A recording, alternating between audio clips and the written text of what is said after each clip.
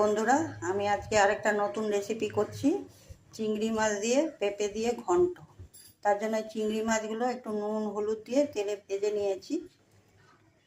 একটা বড় পেঁপে ছিল, সেটাকে কেটে ধুয়ে গ্রেটার দিয়ে গ্রেট করে নিয়েছি। কড়াতে তেল গরম করতে দিয়ে দিচ্ছি। এর মধ্যে জিরে ফোড়ন দিলাম, তেজপাতা ফোড়ন দিলাম।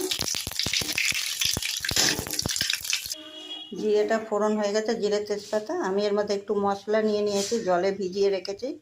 এর মধ্যে হাফ চামচ হলুদ গুঁড়ো আছে, 2 চামচ জিরের গুঁড়ো আছে, আর 1 চামচ লঙ্কার গুঁড়ো আছে। আমি সবগুলো তেলের মধ্যে দিয়ে দিলাম।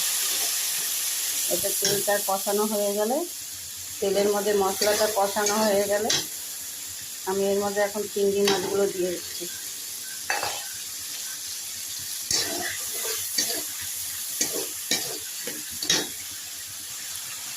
আমি এর মধ্যে এখন পেঁপেগুলো সব দিয়ে দেবো।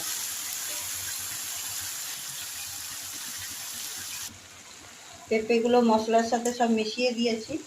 আমি কিন্তু নুন দিইনি। আমি এর মধ্যে এখন একটু নুন দিয়ে দিব, তারপর পরে চেক করে আবার দেব। দেখুন পেঁপের তরকারিটা গলে কতটুকু হয়ে গেছে। এর মাঝে আমি একটু চিনি দিলাম। চিনিটা যার যার পরিমাণ মতন।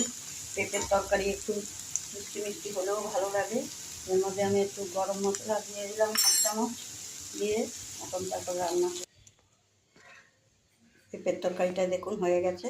কত উঁচু উঁচু ছিল, থালা ভর্তি, কত কমে গেছে। এই পেঁপেটা রান্না করলে মনে হবে যেন বাঁধাকপি রান্না হয়েছে। এটা মাছের মাথা দিয়েও করতে পারবেন, রুই মাছ, কাতলা মাছ, আর মাছ, বোয়াল মাছের মাথা দিয়েও খেতে হেবি টেস্টি হবে। মনে হবে যে পেঁপে বলে যারা পেঁপে খায় না তারাও চেটে পুটে খেয়ে নেবে বাঁধাকপি ভেবে।